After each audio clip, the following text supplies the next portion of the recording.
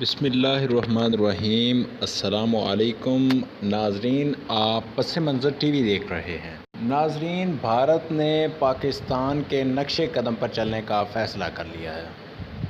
اس video میں ہم آپ کو بتائیں گے کہ کس طرح بھارت نے فیصلہ کیا ہے کہ وہ پاکستان کے نقش قدم پر چلے گا۔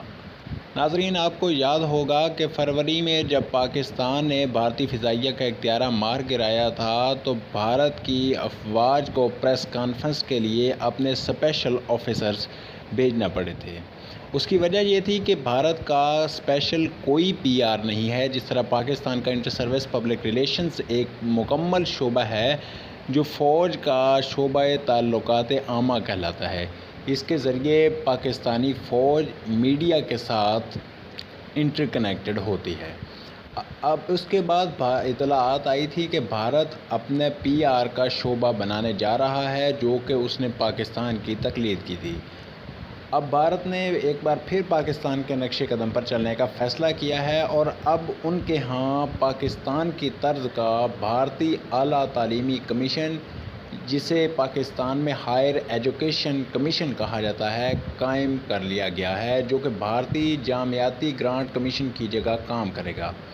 بین الاقوامی ماہرین کی ایک بڑی تعداد نے 2006 اور 2008 کے درمیان پاکستان کا دورہ کیا، جس میں اقوام متحدہ کا کمیشن برائے سائنس و ٹیکنالوجی، USAID اور عالمی بینک کے ماہرین شامل تھے۔ اقوام متحدہ کے تعلیمی اداروں کی ٹیم نے ملک کے طول و عرض میں 2006 میں دورہ کیا اور جامعات کے اساتذہ، طالب علموں اور منتظمین سے بات چیت کی اور پھر اپنی رپورٹ میں لکھا کہ HEC کے قیام سے اب تک سب سے اہم پہلو یہ ہے کہ اس کے ہر شعبے میں عمدگی اور اعلیٰ معیار پر زور ہے۔ معیار پر توجہ مرکوز رکھنے میں HEC کی قیادت کا رویہ یہ تھا کہ معیار مقدار سے کہیں زیادہ اہم ہے۔ پاکستان کی اعلیٰ تعلیم کے نظام کا بہت مثبت جائزہ سائنس، ٹیکنالوجی اور ترقی پر اقوام متحدہ کے کمیشن کے چیئرمین پروفیسر مائیکل روڈ نے بھی کیا اور 2002 سے 2008 کو پاکستان کی اعلیٰ تعلیم کا سنہرا دور قرار دیا تھا۔ تھامسن روئٹرز دنیا کے معروف کمپنی جو سائنس اور بین الاقوامی حوالہ جات کے اعداد و شمار شائع کرتی ہے، اس نے بھی پاکستان کا برازیل، روس، بھارت اور چین بھر کے ممالک سے موازنہ کیا اور یہ نتیجہ اخذ کیا کہ ان کے مقابلے میں پاکستان کے تحقیقی مقالوں کے حوالوں میں بہتری کی شرح کسی بھی برک ممالک سے کہیں زیادہ ہے۔ بدقسمتی سے بعض طاقتور بین الاقوامی ایجنسیاں ہمارے ملک دشمن قوتوں سے مل کر ملک کی جڑیں کھوکھلی کرنا چاہتی ہیں۔ ان پاکستان مخالف قوتوں کا واحد مقصد یہ ہے کہ پاکستان کو صرف انڈر گریجویٹ تعلیم پر توجہ دینے تک ہی محدود رکھا جائے اور اعلیٰ تعلیم اور تحقیق کو بلا دیا جائے۔ یہ ایک سنگین گھناؤنا منصوبہ ہے کہ پاکستان کو بھارت سے کمتر رکھا جائے تاکہ ہم کبھی خود مختار نہ ہو سکیں یا دفاعی اشیاء بشمول اعلیٰ ٹیکنالوجی کی مصنوعات کی تیاری اور برآمد میں ایک قوت کے طور پر نہ ابھر سکیں۔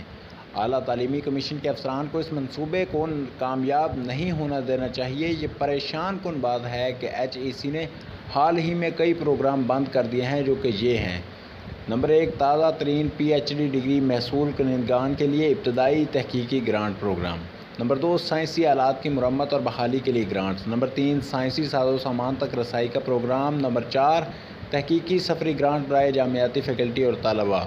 نمبر 5، سیمینار، ورکشاپ، کانفرنسوں کے انعقاد کے لیے گرانٹس۔ اور نمبر 6، سب سے زیادہ اہم PhD کی سطح کی تربیت کے لیے غیر ملکی اسکالرشپ پروگرام، جس میں بری طرح سے کمی ہوئی ہے۔